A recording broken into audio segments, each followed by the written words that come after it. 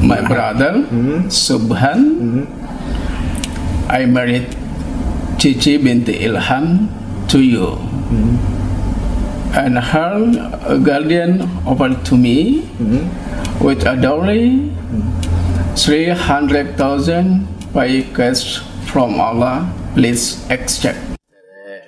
Subhan kula nikahaken panjenengan kalih Mbak Cici binti Ilham kanthi mahar yatra kali atas ibu dipertunai.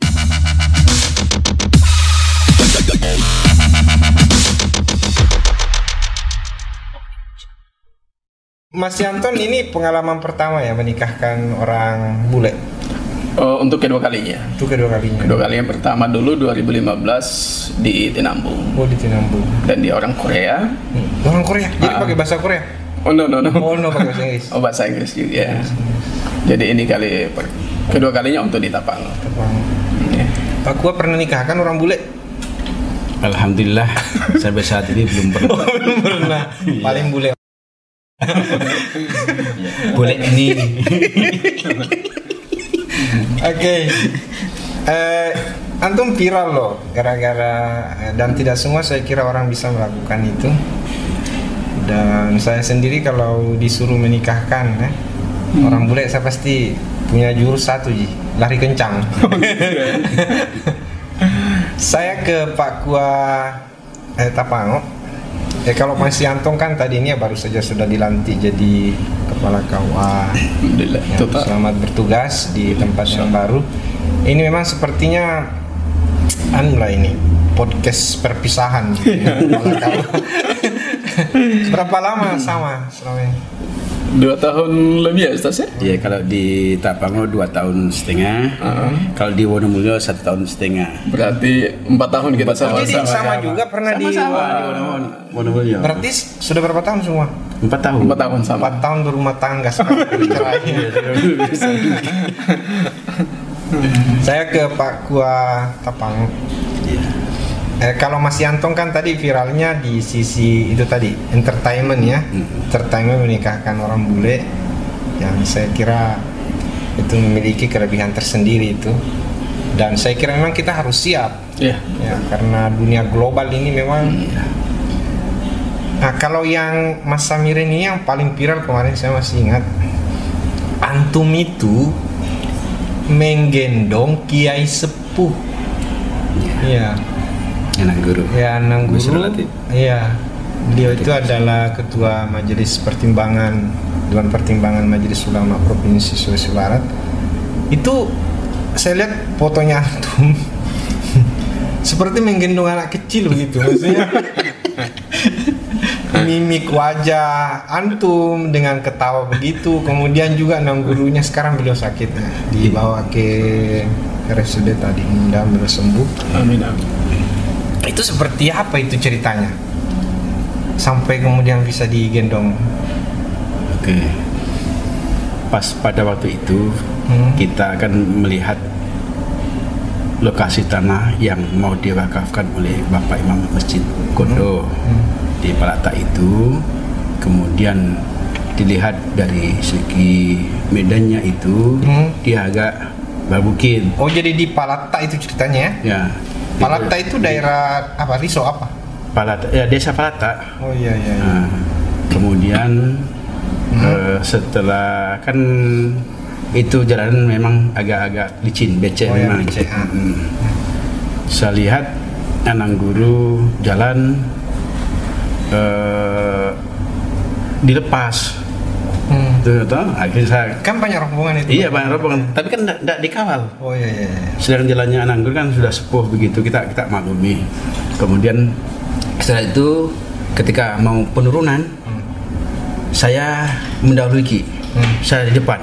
Jadi kita lagi. Ternyata saya terpleset jatuh. Oh. Itu terpleset jatuh itu saya. Iya, bener jatuh ternyata. Saya aslinya jatuh duluan. Setelah saya jatuh duluan, saya baru sadar, astagfirullahaladzim. Kalau saya jatuh duluan yang sehat saja, bagaimana Anang Guru yang di belakang saya? Akhirnya saya sudah jatuh begitu, langsung Anang Guru saya amankan, saya gendong. Gitu, tidak sadar Ki. Nah, setelah itu Anak guru mau langsung. Jadi nung guru juga ketika ditawarin mau. Ditawarin di situ sama anak guru. Jadi karena kami kan sudah berpengalaman dengan yai di Jawa itu, karena setiap ada kegiatan almarhum Kiai Haji Yusuf Hasim itu saya ngawal. Di Pondok Pesantren Tebuireng itu. Setiap ada kegiatannya pasti saya ngawal. Karena setiap pasti anaknya Pak Oti itu nyuruh saya, yang namanya Gus Ir itu, Gus Irfan, kawal Bapak siap. Jadi saya selalu siap setiap Pak Yai. Ini beliau memang pendekar ini ya, pendekar ini. Pendekar Raja Wali. Yang jelas bukan Wiro Sableng ya. Yang jelas pendekar ya, pendekar apapun namanya yang jelas bukan Wiro Sableng. Saya itu tadi hanya pengantar saja mungkin ya, pengantar dialog kita. Saya terima kasih Bapak berdua ini sudah menyempatkan waktu untuk, meskipun kita tidak di studio tapi sekarang kita berada di tempat yang mencoba suasana baru dengan podcast di tempat ini. Saya ke Pak Yanton ya. Pak Yanton, saya tahu bahwa Bapak ini pernah mendapatkan prestasi tingkat nasional. Itu tahun 2019 ya. Di cabang penulisan karya tulis ilmiah. Untuk bisa sampai di peringkat ke-6 nasional itu tidak gampang. Dan yang saya tahu di penulisan karya tulis ilmiah sepanjang sepanjang zaman ya, di Sulawesi Barat ini kayaknya belum pernah ada yang sampai di titik itu. Nah, saya minta sedikit ini berbagi cerita ini Pak Anton. Seperti apa sih gambaran perlombaan tersebut? Lalu kemudian apa yang menjadi nilai jual dari makalah seorang Yanton Hazal ketika berada pada fase perlombaan itu? Silakan. Ya sebenarnya apa ya? Kalau dibilang keberuntungan ya mungkin keberuntungan ya.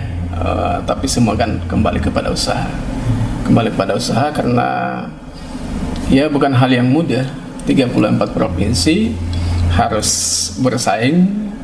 Awalnya ya nervous juga karena yang pas pesertanya dilihat itu kan S2, S3 ya. Sementara saya yang standarnya S1, tapi I have to confident untuk hal yang apa yang harus saya lakukan. Tapi yang menjadi kiatnya adalah mungkin karena pengalaman menulis ya. Pengalaman karena selama ini waktu kuliah pun juga selalu menulis, selalu bikin skripsinya teman dan sebagainya. Selepas kuliah pun juga 2007 itu sampai 2009 saya berprofesi untuk membuat skripsi dan tesis. Jadi kalau masalah menulis mungkin sudah bagian dari hidup lah seperti itu. Tapi untuk menjadi hal yang menjadi kiat untuk lomba, sebenarnya kita harus paham sistem penulisan. Paham sistem penulisannya karena yang dinilai kan bukan hanya persoalan kita performance saja, tetapi yang dinilai itu adalah bagian dari tulisan konsep yang kita buat itu yang menarik, sistematikanya, metode apa yang kita gunakan, kemudian penguasaan materi yang kita harus ini. Tapi yang paling penting bagi saya adalah harus melihat apa maunya Dewan Hakim. Kemudian sejauh mana kapasitas dan kualitas para peserta yang lain, itu yang terpenting. Kalau bicara tentang kemampuan menulis, saya yakin 34 provinsi yang diutus ke nasional itu, penghulu ya, perwakilan dari masing-masing provinsi, itu kan pasti memiliki kemampuan dari sisi menulis, pasti itu. Hanya kan pertarungannya ini tentu di performance ketika tampil dan nilai jual apa dalam makalah itu. Ya bisa dikata ya persoalan kan kemarin saya sebenarnya awalnya ya apa yang Mas sebenarnya awalnya saya menawarkan judul yang saya presentasi di kabupaten sama di provinsi. Tetapi pas di provinsi saya disampaikan orang harus ganti judul. Harus ganti judul yang sesuai dengan mengangkat budaya.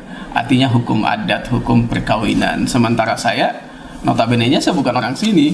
Kemudian saya harus dituntut harus membahas masalah budaya Pasang Mbok Siri. Ya.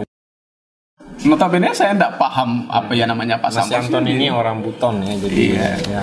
Jadi hal itu, tetapi ini adalah tantangan buat saya karena saya tahu bahwa budaya itu kan sesuatu yang saya rasa semua daerah memiliki budaya yang sama, mungkin bahasanya yang beda. Jadi hal jual yang saya tawarkan kepada Dewan Hakim adalah bagaimana saya harus melakukan performance public speaking yang penguatan yang bagus untuk meyakinkan kepada Dewan Hakim bahwa saya mampu menerima dan menilai bahwa apa yang saya paparkan itu adalah sesuatu yang Tapi temanya itu pas Sambo Siri. Pas Sambo Siri. Maksudnya pas Sambo Siri ya, coba cerita dulu sama Saya takut-takut tuh. penonton apa. Agak takut kalau cerita masalah Pas Sambo Siri. Ya. Ya, intinya ya Pas Sambo Siri di sini ya artinya kalau dalam bahasa Mandar adalah pernikahan, suatu kejadian ya, kejadian pernikahan orang lain yang melakukan sebuah tindakan kejahatan itu, tetapi justru orang lain yang harus Kasih jelas menutup. kejahatan apa. Maksudnya, umpama contoh kecilnya, kejadian.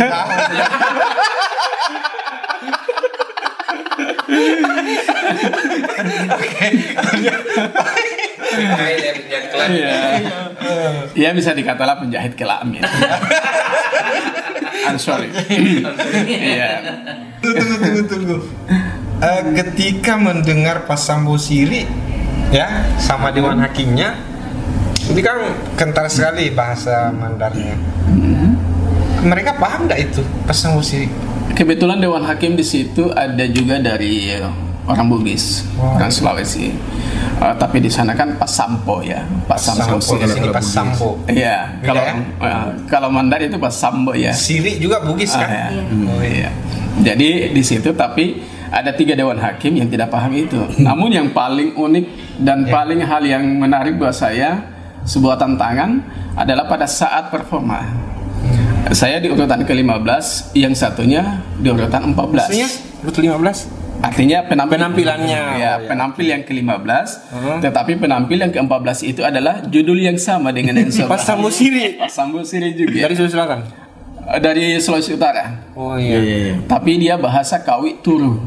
Apa? Kawi Turu. Oh, tapi substansinya sama. Substansinya Pas Sambo Siri. Oke, ya. Awalnya pas dia paparkan judulnya Kawi Turu, saya bingung apa Kawi Turu. Setelah masuk di hukum adatnya, hukum Islamnya, ternyata, oh ini Pas Sambo Siri juga.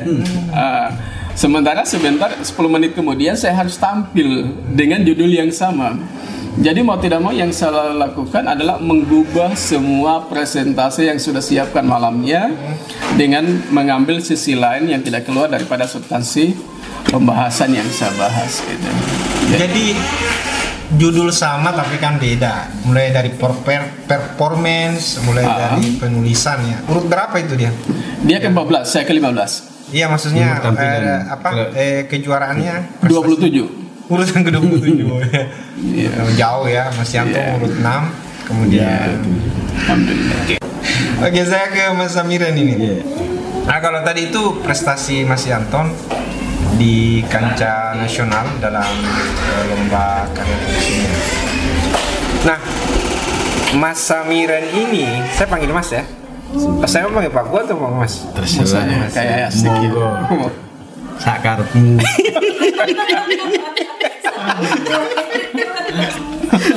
Mas, 2021 ini betul-betul miliknya Mas Samiren. Betul-betul saya melihat Mas ini menempati posisi yang luar biasa, diganjar kalau tidak salah dengan 3 penghargaan pada saat Hari Amal Bakti Kementerian Agama tahun 2022 yang lalu. Ada 3 Pak gue? Yes. Yang pertama bisa cerita. Yang pertama toleransi. Penghargaan toleransi di Desa Riso. Kecamatan Tapango. Itu kenapa bisa dapat penghargaan itu? Maksudnya kampung itu kenapa? Terima kasih. Ketika waktu itu saya masuk di Tapango, saya sisir semua desa, di mana ada desa di Kecamatan Tapango itu. Dari situ ada 4 desa yang kami keagamaannya lebih dari 1. Iya. Pertama adalah desa Banaturjo, kemudian di Desa Batu, kemudian di Kalimbua, dan kemudian di Riso. Dari sekian desa itu yang banyak paham keagamanya itu di Desa Riso. Di situ ada 4 paham keagamaan. Pertama adalah agama Islam itu sendiri, kemudian Protestan, ketiga Katolik, yang keempat Hindu atau agama kepercayaan Todolo, yang mana di Kementerian Agama Wilayah satu itu desa itu ya, dimasukkan, satu desa ya, ada Kristennya, ada Katoliknya, ada Islamnya, ada Hindunya. Ada Hindunya, jadi Ada 4 Hindunya. agama ya. Ada Belum 4 lagi agama. bicara aliran kepercayaan ya. Sehingga desa itu, Desa Riso ya, Desa Riso. Desa Riso mendapatkan penghargaan sebagai desa apa? Desa kerukunan ya, Desa. yang sudah dilonceng beberapa waktu yang lalu. Itu satu. Yang kedua apa lagi? Sertifikat wakaf. Masalah kami Penghargaan dari Kanwil juga sama. Oh sama ya? Sama, kemudian dari kabupaten sama. Sama. Yaitu bahwasanya terbanyak mengikrarkan wakaf dan mensertifikatkan tanah wakaf. Polewali Mandar. Polewali dan Sulawesi Barat. Oh, Sulawesi Barat. luar biasa. Jadi penghargaan dari kantor Kementerian Agama Kabupaten Polewali Mandar, penyumbang terbesar sertifikat tanah wakaf untuk KOP Polewali Mandar. Polewali Mandar. Terus dari Provinsi Sulawesi Barat, Sulawesi terbanyak ya Sulawesi pemberi sumbangsi aset sertifikat tanah wakaf Provinsi Sulawesi Barat. Dari Paku sampai Suremana. Kalau Mandar ini kan dari Paku sampai Katiting. Oh, gitu ya? Iya, Katiting Tinambung. Iya, Luar biasa. Seberapa banyak sih itu sertifikat tanah wakaf? sertifikat sekitar 17 sertifikat. 17 sertifikat 1 tahun ya, kurun Satu waktu tahun, 2021. Jadi 17 sertifikat tanah wakaf sepanjang tahun 2020 dan 2021. 2021. Itulah yang kemudian menjadi barometer penghargaan atas 2 prestasi. Dan masih ada 7 lagi nih, sudah masuk. Oh, yang mau masuk untuk tahun 2022 pastinya. 2022. Luar biasa. Saya lebih dulu nih habis karena lebih dulu di sini. Nanti ditambah aja. Atau nanti itu kayak. Oke, saya ke Mas Yanton lagi nih. Mas Yanton, antum ini kalau dilihat sepintas oleh orang dengan pakaian seperti dan ini bukan dibikin-bikin ini memang desain sejak awal ya. Iya. Dulu Mas Yanto memang cita-citanya mau jadi penghulu ya? Bukan. Oh, bukan. Bukan. Mau jadi apa? Pinginnya mau jadi psikolog sebenarnya. Psikologi, Iya. psikolog ya? Iya, pingin sekali. Ya, tapi kan kuliahnya kenapa enggak di psikologi? Sebenarnya bukan kuliah di istilahnya dari psikologi, tapi belajar psikologi. 60% belajar psikologi karena dibimbing ya. Itu SOSI jurusan apa? BPI, Apa itu? bimbingan penyuluhan Islam. Oh, bimbingan di penyuluhan. Fakultas Dakwah. Fakultas Dakwah. Iya. Fakultas Dakwah ada 2. Oh iya. Cuma karena diuntungkan pas saya masuk di 2001 itu kan sistem KBK. Jadi kurikulumnya itu kurikulum KBK.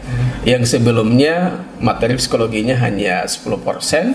Kemudian setelah di 2001 ada perombakan materi. Jadi materi psikologi itu adalah 60%. Antum dari Fakultas Dakwah kemudian jadi penghulu, bagaimana ceritanya? Dulu ya tesnya di penyuluh sebenarnya. Tesnya di penyuluh. Berapa kali tes penyuluh tapi tidak lolos.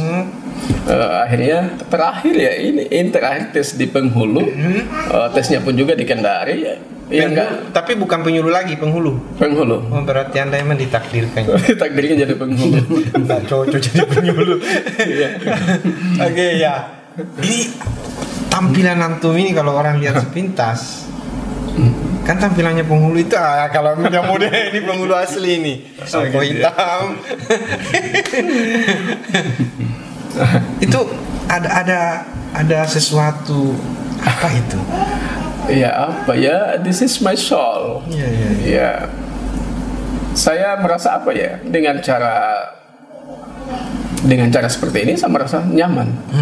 Nyaman dengan style saya harus punya karakter. Kebetulan saya juga adalah berkecimpung di dunia seni. Iya benar. Jadi saya harus, mungkin karena terkontaminasi dengan selera seni, maka saya harus berpenampilan kayak seperti ini, dan saya tidak mau menjadi diri orang lain. Harus menjadi diri sendiri, punya identitas sendiri ya. Sudah, dulu waktu di Tinamung pergi ke Semenika kayak begini juga. Jadi pas pergi ke Semenika dengan pakaian seperti ini, oh ini teroris dari mana? Ini teroris dari mana? Tapi ya jujur saya selalu bilang sama masyarakat, sama siapapun, kalau mereka mengenal saya adalah orang yang senang belajar seni, senang belajar budaya. Jadi ketika orang melihat saya kayak seperti ini, mereka nggak kaget lagi seperti Ustaz. Ya, jadi kalau antum ke tempat pernikahan pakai begitu, nggak pakai songkok begini, pakai songkok ini dulu. Iya. Dulu. Kalau sekarang? Sekarang pakai songkok tapi tetap style ya, tidak menghilangkan kayak seperti ini. Tapi kalau pergi bawakan materi begini. Iya.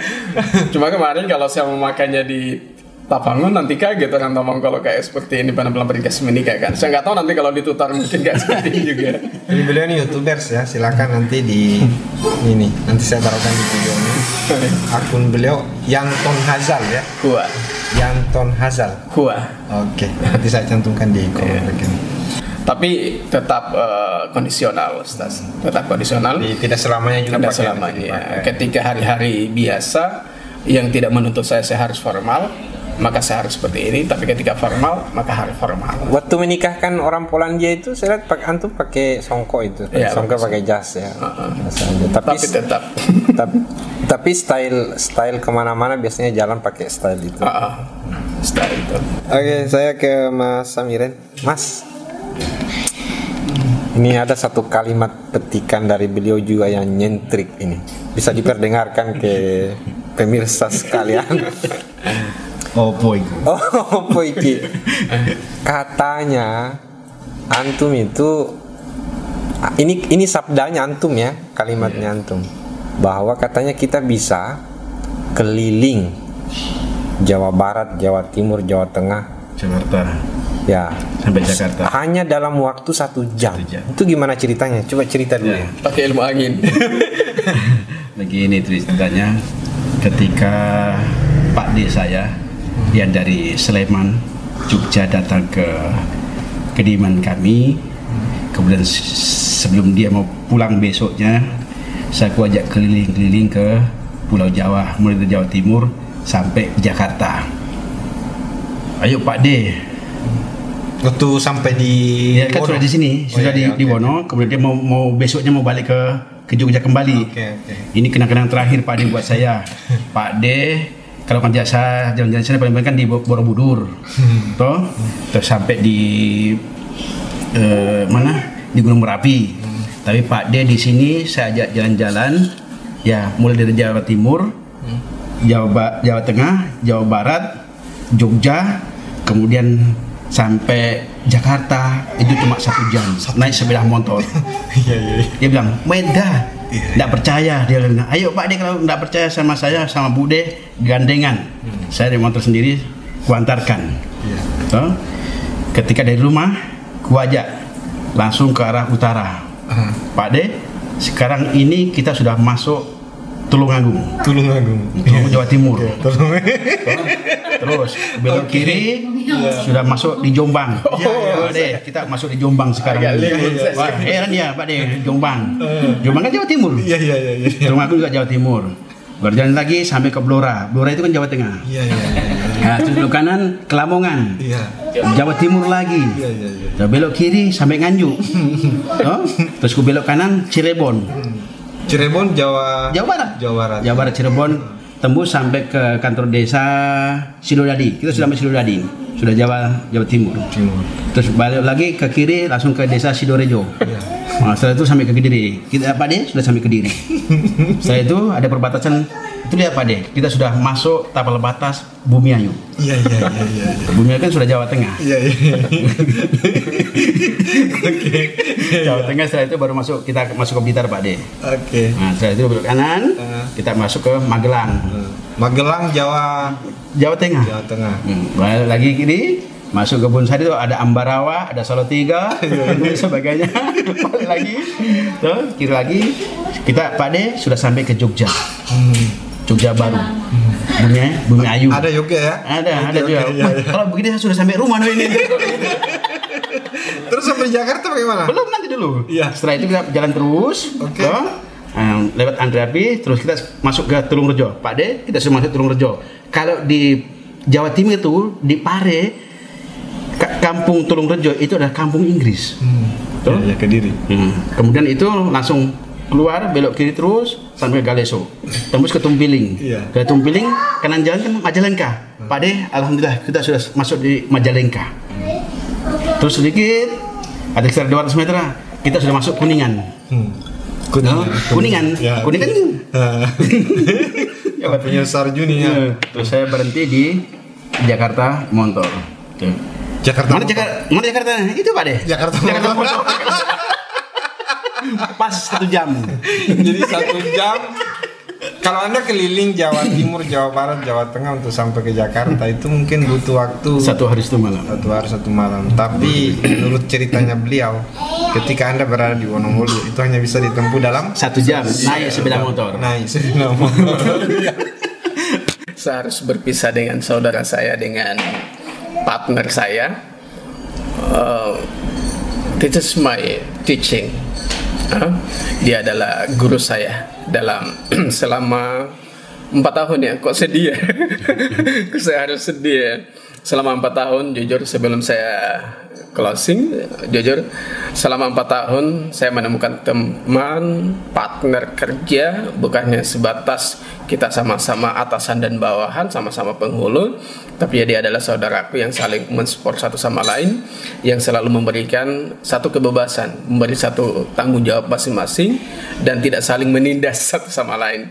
Jadi dia adalah sosok pemimpin yang luar biasa buat saya, yang betul-betul saling membijaksanai setiap hal apa yang kami lakukan. Kemudian terima kasih banyak, kita sudah bersama 4 tahun, sama-sama kita 4 tahun, mudah-mudahan dengan tugas yang sama, mudah-mudahan apa yang saya dapat selama 4 tahun bersama Stas, saya bisa terapkan di tempat saya yang baru sebagai seorang yang mengambil kebijakan. Tentu mengambil kebijakan adalah bukan hal yang mudah bagi saya. Ada masalah. Oleh karena itu berikan mereka solusi yang terbaik. Karena ketika masyarakat itu diberikan solusi, mereka pun juga bahagia dengan di situ. Maka yasiru wala tu'asiru. Semoga kita tetap jadi partner. Insyaallah. Pokoknya sukses buat antum. Oke. Mudah-mudahan kita bersama-sama ya membawa, membesarkan nama baik Kementerian Agama. Amin. Oh gitu ya. Kita buka masker aja Pak supaya kelihatan gagahnya.